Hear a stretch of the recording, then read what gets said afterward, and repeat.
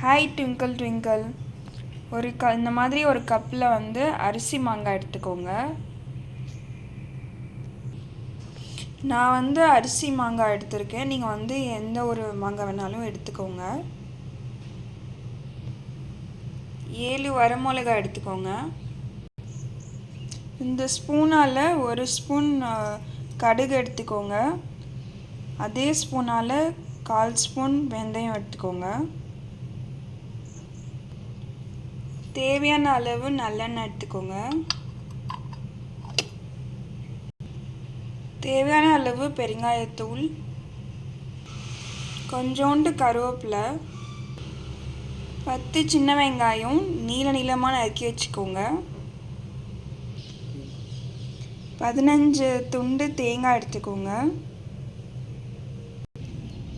தேவையான அளவு நல்லெண்ணெய் ஊற்றிக்கோங்க.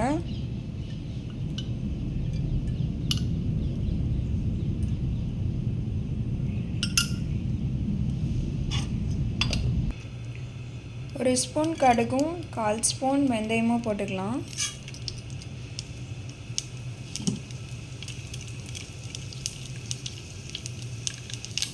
இப்போ கொஞ்சம் பொரிஞ்சிருச்சு.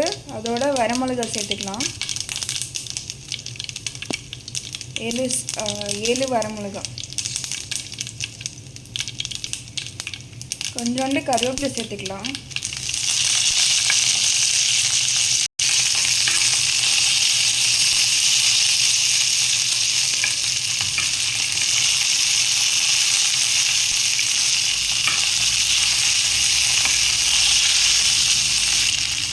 இதோட இப்போ 10 சின்ன வெங்காயம் சேர்த்துக்கலாம்.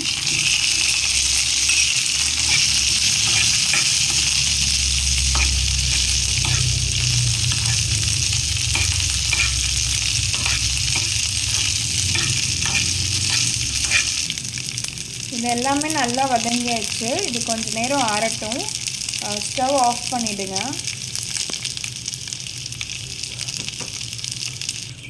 இப்போது மிக்ஸி ஜாரில் வந்து அந்த 1 கப் அரிசி மாங்காவை போட்டுக்கலாம்.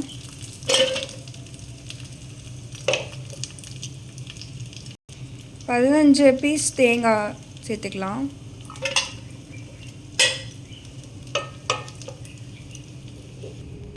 இதில் தேவையான அளவு பெருங்காயம் போட்டுக்கோங்க.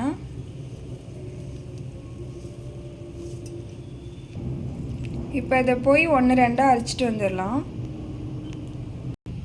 இந்த மாதிரி கொஞ்சம் 1-2 அரைச்சிட்டு வந்தாச்சு.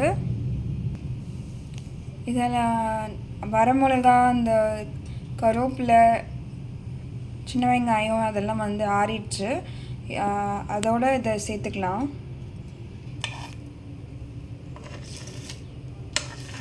அதோட சேர்த்து அரைச்சிக்கலாம்.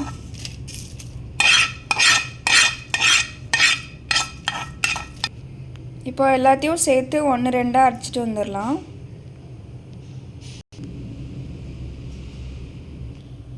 தேவையான அளவு கல்லுப்பு போட்டுக்கோங்க. நல்லா 1-2 அரைச்சாச்சு. இது ஒரு பவுலில் மாற்றிக்கலாம். தேங்காய் மாங்காய் 1-2 அரைச்சி துவையல் ரெடி ஆகிடுச்சு. சூடான சாதத்தில் நெய் இல்லைன்னா நல்லெண்ணெய் ஊற்றிக்கோங்க. நான் இப்போ நல்லெண்ணெய் ஊற்றிக்க போகிறேன்.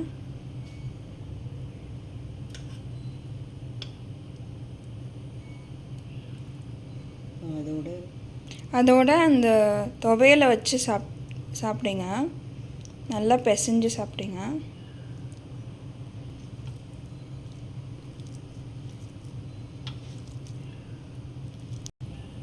இந்த மாதிரி பிசைஞ்சு சாப்பிட்டிங்கன்னா சூப்பராக இருக்கும். நல்ல டேஸ்ட்டாக இருக்கும். நல்ல ஸ்பைஸியாக இருக்கும்.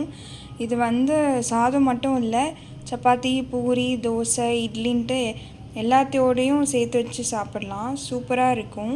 எல்லா மெயின் டிஷ்ஷோடையும் சேர்த்து நீங்கள் சாப்பிட்லாம். நல்லாயிருக்கும். பூரி கூட நல்லாயிருக்கும். பூரி கூட சாப்பிட்டா கூட நல்லாயிருக்கும். ரைஸ் பூரி கூட நீங்கள் சாப்பிட்டா நல்லாயிருக்கும்.